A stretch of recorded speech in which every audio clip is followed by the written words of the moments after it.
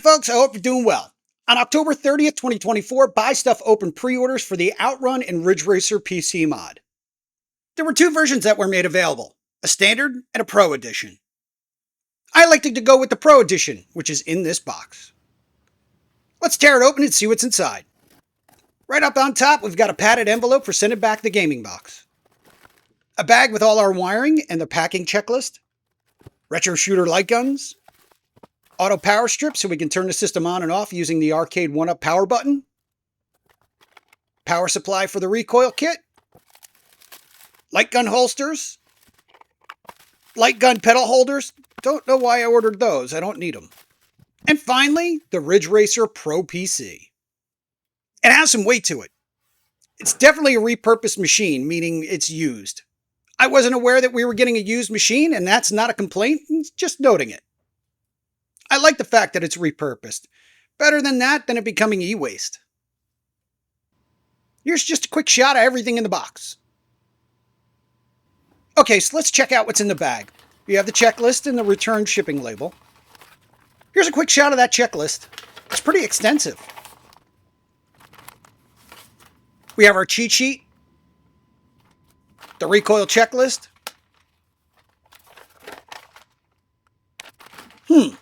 IR sensors. I don't think I ordered those. I already have them built into the 19-inch screen. I have to go back to the order and take a look at that. The wiring harness for the recoil kit. The switch and the extension cable for the recoil kit. This is the USB that's essentially the new gaming box with light gun games. PC power supply. These are the screws that mount the brackets to the PC. There's definitely 4 of them in the bag. Special button sticker and QR code which goes to the installation page, which is a work in progress. More on that later. These are the mounting brackets for the PC. We also have the power cord for the PC and a longer USB cable. Here's that 4 screw plus the screws to mount the PC to the cabinet. Alright, let's put everything back in the bag for safekeeping. Now we'll take a look at the PC itself. As I said before, it's got some weight to it.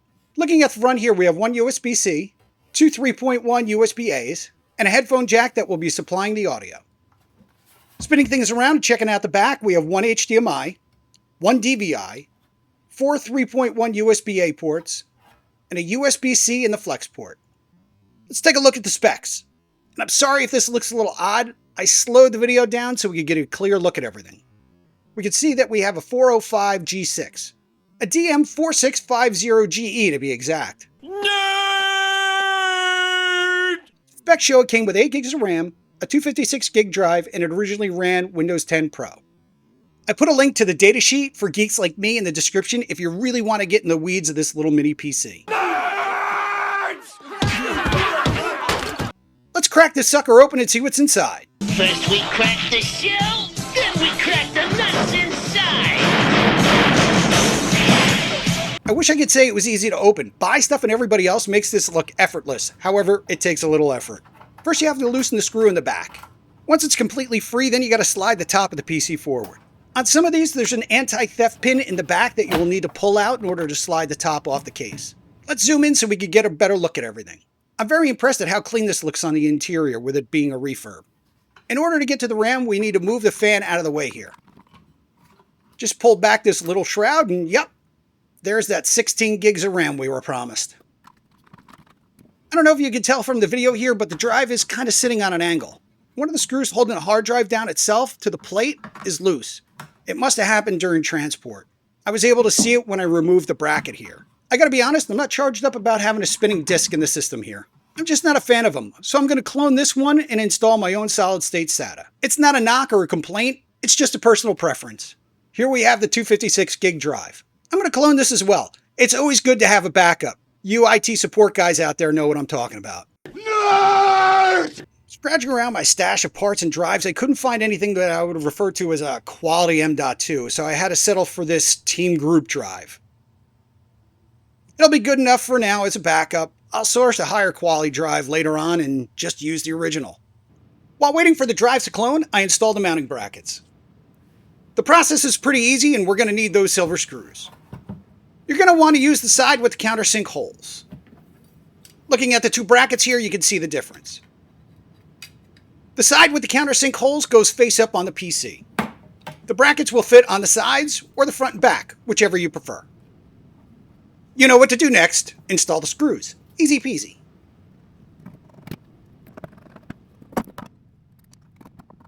Next up is installing the new solid-state drive. I already reinstalled the M.2. There's not much to it, just the screw holding it in place. As you can see here, I already installed the mounting screws on the drive. It just makes it easier to do versus doing it while the drive is in the tray.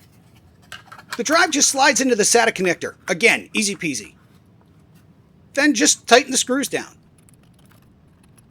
Then drop in the tray and slide it back into the lockdown screws.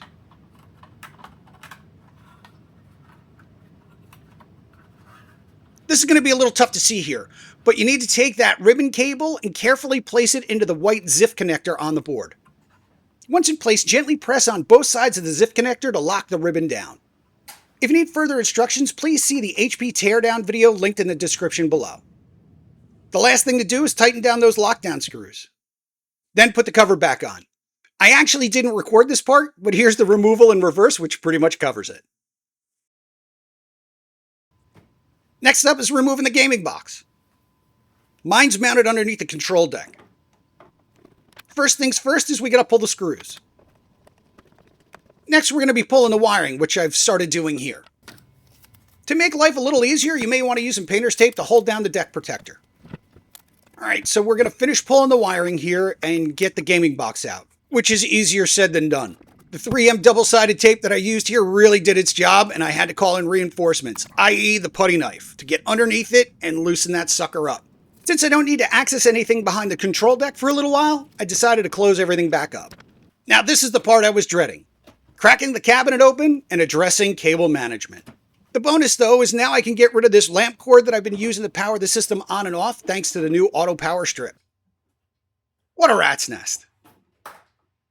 To add insult to injury, here's a close-up of the mess of my own making that I need to deal with. Here's just kind of a work-in-progress shot. You'll notice that there's a pile of label backings on the floor. There's a lesson to be learned here. Do not use the cheap no-name versions of P-Touch labels. They suck. Half of what I labeled previously actually fell off over time. Rerouting the wiring and labeling all the cables took essentially a day and a half to do, but it really pays off when you dive back into the machine after 6 months to a year and you're not 100% sure where everything goes. This bundle here is essentially the USBs and the HDMI that are going to go into the back of the machine. This bundle here is the power cables and some audio cables. Looking at the bottom of the cabinet, you can see I still have a bunch of labels on the floor. There's some outstanding power supplies and cables that I need to label. It's definitely not perfect, but we're certainly better than where it was. I also took the opportunity to rewire the speakers that were going to the Kintner amp. I never really liked how they were set up. Since I'm mounting the PC on the side of the cabinet, I decided to hook everything up that is being plugged into the back of the PC before dropping it in. You'll see why shortly. Ultimately, what's being plugged into the back is the power, obviously, the Pixelcade USB, and all the USBs for the top deck connections. Last but not least, the HDMI. The buy stuff encoder as well as the audio will be plugged into the front, but that'll happen once I get the PC mounted. If you decide to mount your PC to the side of the cabinet, I recommend placing painter's tape on the inside so you can mark out where you're going to screw it in. Prior to recording, I put the PC inside the cabinet and had a general idea where I wanted to place it. I lined up the machine where I wanted it, then using a Sharpie, I marked out the hole. Sorry for the wire that's in the way here, I didn't realize it was in the shot. Hindsight's always 20/20. In this case, I should have drilled a pilot hole versus trying to use the screw. I really fumbled through this trying to use this stupid screw. For the rest of the holes, I used a 3/32 drill bit. Once I got the screw started, I pulled it and removed the tape. After moving the sub, I put the PC in place and installed the first screw, but I didn't completely crank it down. I wanted to be able to move the machine and measure up the next screw. After getting the tape in the right spot, the not-so-master craftsman decided to drag out his level. I wanted to make sure that the PC was on the bubble before marking out the spot for the second screw. When drilling the pilot hole, you only want to go about 1/8 of an inch in. You don't want to run the risk of shooting a hole out of the side of the cabinet. After drilling the pilot hole, I removed the tape and screwed the PC to the side of the cabinet. I repeated the process with the other two, but I'm not going to bore you with that here. Now that the PC is in place, we're ready to set up the auto power strip. The 4 green outlets are what's switched on by the white outlet, which is labeled Arcade. The issue here for me is I have several large power supplies. If I plug them into the strip, they're covering up the other outlets, so I picked up these splitters to combat the problem. To mount the power strip, I'm going to be using my favorite 3M double-sided tape. If you've seen some of my previous videos, I've mentioned how much of a pain in the ass it is pulling the backing off. I found the easiest way to pull off the backing is using the tip of an X-Acto knife or a razor knife like I have here to pry up the corner of the backing and peel it off. Then pick your spot on the bottom or side of the cabinet and firmly secure it in place. Now we're ready to plug everything in. I'm starting with the splitters. This splitter is for the amps, so I'm going to plug it into the outlet that's labeled amp. Not that it matters, since the green outlets are all going to power up anyway when you switch the machine on, providing that the encoder is plugged into the arcade outlet. Next up is the power supply for the encoder board. We're going to plug that into the arcade outlet, followed by the splitter for all the other large power supplies. Now that the power's been addressed, we're ready to plug in the encoder and the audio to the front of the PC. It's pretty self-explanatory here, but you'll notice that all the wiring is labeled so there's no mistakes as to where everything goes. For the recoil kit, I temporarily set it up like this for now. I'm not 100% sure that I'm going to be using this wiring harness. I might use the retro shooter extension like the one I have on the back of my Star Wars cabinet here. And yes, it's still not done. I'll get back to it eventually. So now we're ready to power everything up. Initially, on the first startup, it didn't work because dumbass here forgot to plug it in. I stood there for a minute or so talking to myself before I realized it. Some people are really fucking stupid. Thanks, George. The next time I booted it up, I had no audio. After checking the connections, I found the PC didn't like the splitter that I was using. After swapping that out, we were good to go. Next up was diving into the config menu. I need to get the Pixelcade up and running and the wireless set up so I could update the system. So the config menu is disabled by default, and Buy Stuff recommends disabling it after use. It can be accessed via the settings menu, and your system will reboot once you turn it on. Toggling most of the items in the config menu here will require some sort of reboot or reset, like in the case of the Pixelcade here. Now that the Pixelcade is all set, it's time to enable wireless, which is done via Windows. Speaking of Windows, the PC is running Windows 10 Pro, as you can see from the screenshot here, just in case you were curious about which version we were getting. Initially, I had some trouble with my wireless keyboard, presumably because I couldn't download the drivers that it needed, so I ultimately used an old wired Dell keyboard. It's a good thing I had that laying around. Now, it's worth noting here that sometimes the system locks up or loses focus, I guess would be the better way to describe it. If that happens, press B, A, and coin at the same time to refocus the system. Now, when it comes to setting up your wireless, the process is pretty self-explanatory, right? I'm sure you've done this a million times, so we're not going to go through the process here. But once that's done, we're now able to run the system update.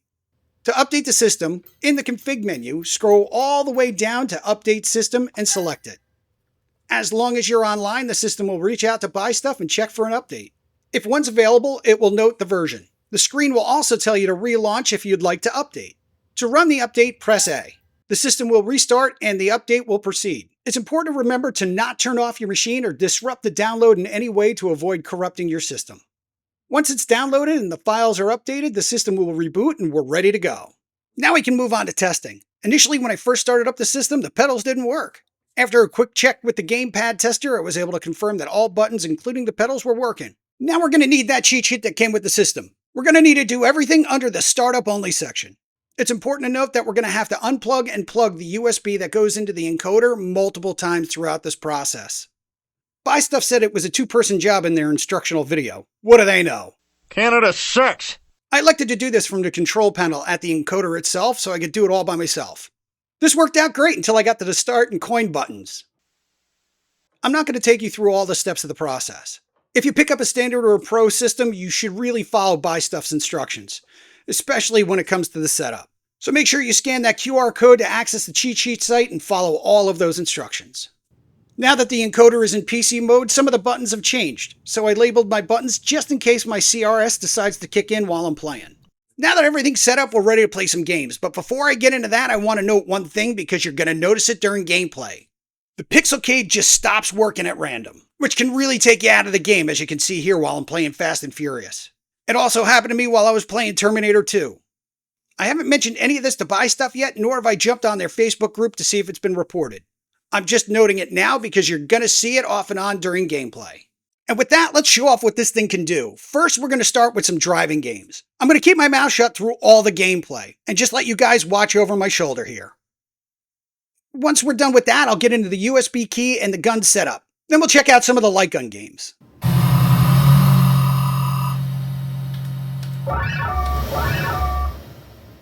Get ready.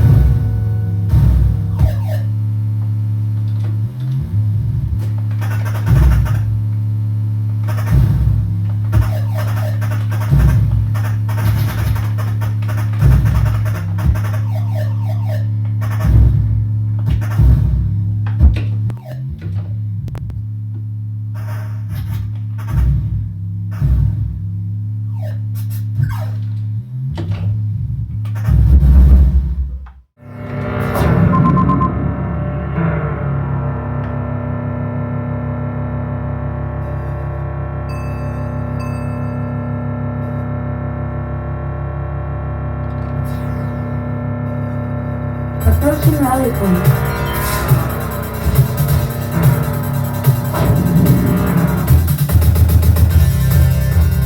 Shoot opponents for score.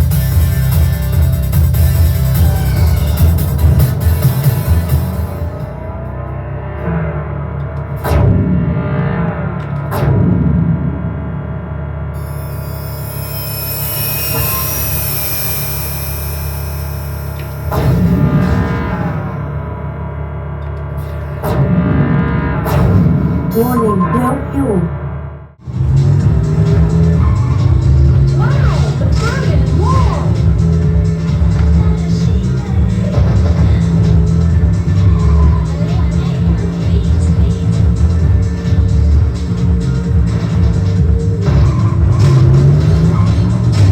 Checkpoint!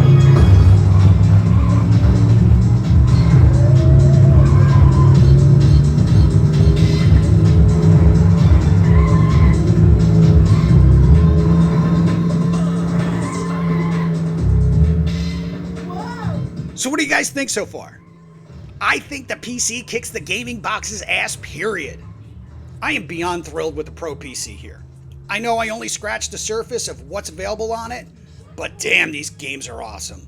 Now look, there are going to be certain games that are just straight up difficult to play. For example, Spy Hunter. There's just no way to fire, shift, and drive all at the same time, but that's certainly not BuyStuff's fault. It's just the arrangement or limitation, if you would, of the control deck setup. Now, if there was some sort of enhancement kit that we could attach to the steering wheel, say like Glenn's Retro Show Flight Yoke Enhancement Kit, now that would be a game changer. Hey, BuyStuff, maybe you and Glenn should get together and collaborate here. I don't know, just a thought. Alright, let's move on to the light gun setup and gameplay. If you're not aware, with the PC build, you can return your gaming box and get either a store credit or a USB thumb drive. I elected to get the USB thumb drive because it includes a newer version of the gaming box, but it also includes the light gun games, which I was really excited about. To utilize the USB thumb drive, simply plug it into the top deck and reboot the system. Then the new gaming box will load. It includes all your favorites from the gaming box, plus the light gun games. The bonus is, since it runs off the PC, there's some heavy hitters like the Star Wars trilogy that can be played with the light gun. Before we get into gameplay, I wanted to talk about the light guns and their setup.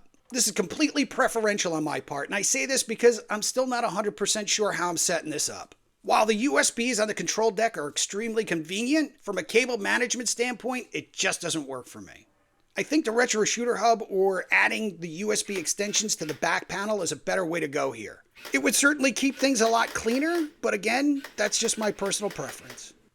Alright, I'm going to shut up. Let's check out some of those light gun games.